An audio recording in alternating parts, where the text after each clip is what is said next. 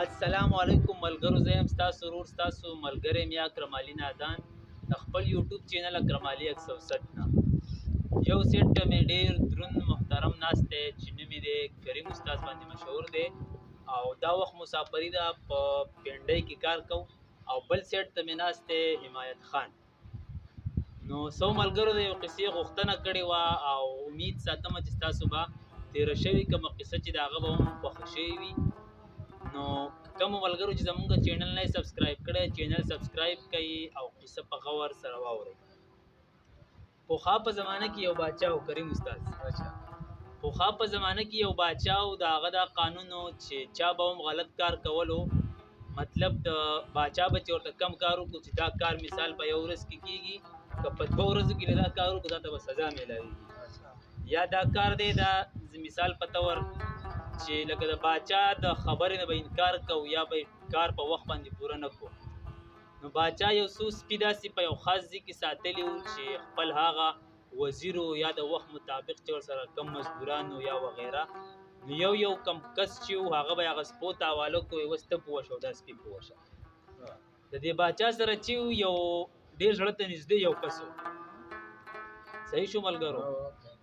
د زړه ته یو ډیر نږدې ملګری او یو ورځ چلو شو چې د باچا ورته یو کار وي هغه مثال د غلط کو یا یې په ټیم باندې پوره نه کو. خو د کم مزدور چې د ورته لکه ډیر سوال مینت کو چې بس غلطي رانه وشو بیا به نه کوم. خو باچا وی چې بس زما دغه قانون دی ستا معاف کېدل نشته. نور وزیرانو ته یې ډر وکړو ویل چې چلو کوي چې دا سړی بوځي هغه سپو ته یې حواله کوي چې سپو ورسره څه وکړي. نو د وزیر ورته سوال مینت شروع کوي ما ستا سره مشرانو د خولې خبره ده چې تقریبا شپېته د 14 کاله عمر تیر کو او ما نه دا غلطي وشوه نو ته ما معاف کړه. وزیر باچا وی چې زما په قانون کې معاف کېده نشته. نو د باچا چې وزیر ته وی معاف کېده خو دې نشته خو دا راته ووایه چې سپو ته به دې کله اچوم. هغه ورته وی چې مال صرف یوه هفته ټایم راکړه.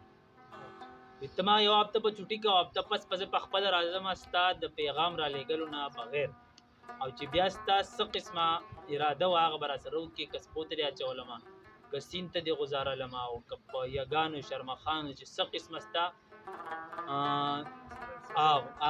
مسله پې لکه ستا حل کېږي ستا غوسه لکه مثال سړېږي. اورې استاذه نو ده چې کله یو هفته ټایم یې ورکړو دا وزیر چې کله و دی لاړ هغه سپو پسې هغه سپو له مثال په طور د وخت مطابق کانا پینا پی ورکول غوښه ورکول چې څه په هغه وخت کې څه سهولت موجود و د خوراکۍ لپاره.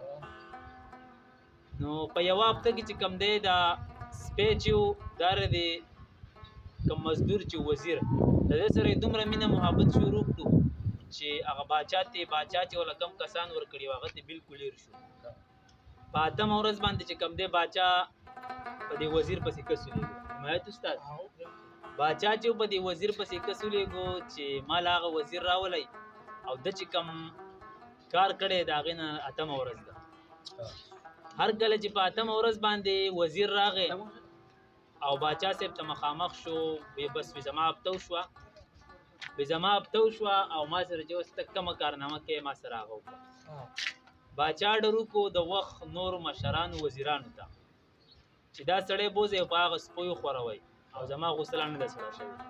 هر کله چې هغه سپی بوتلو د سپي خواته هغه وزیر بوتلو نو هغه ول دومره مینه محبت ورکړي په یوه هفته کې چې هغه کم وزیر هغه ته هېڅ ومنوي سټلې شروع کړو او د هغه سره مینه محبت او نو باچا ته هغه وزیر وویل ستا سره ما 14 کاله وویستو خو په تا کې دومره احساس نشته ستا ما قدر عزت وکړو ستا د لونو زامنو او خپلو پردو ما لکه مثال شپه ورځ خدمت وکړو خو ستا نه چې کوم دی را سپی ښه دی ما د یو هفته خیال وساتو او تا زه نن د سپي ته واچولم دا سپی چې کوم دی زما د خوړلو نه انکار کوو.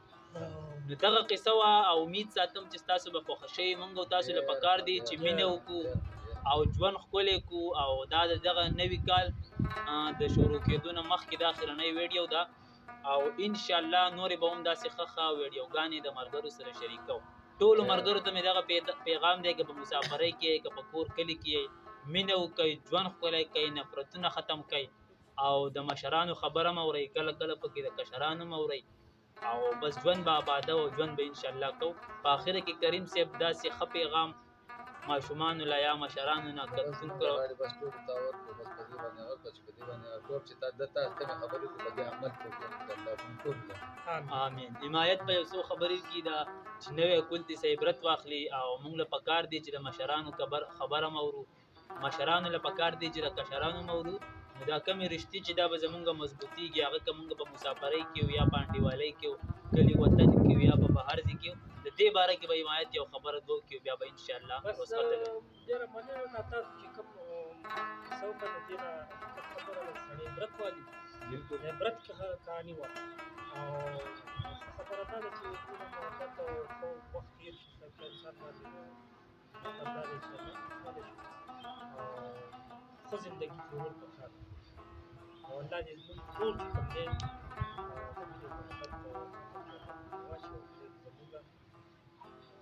اتفاق ډېر ښه ملګري. دغه و دغه په څنګ کې مې دغه ډېر محترم دوه مشران ناستي، تاسو له دوی خبرې هم واورېدې او امید ساتم چې تاسو به د قصې نه څه نه څه عبرت اخیستی او انشاءالله کوشش به کوو چې نور هم داسې ښه ښه ویډیوګانې د ملګرو سره شیر کړو.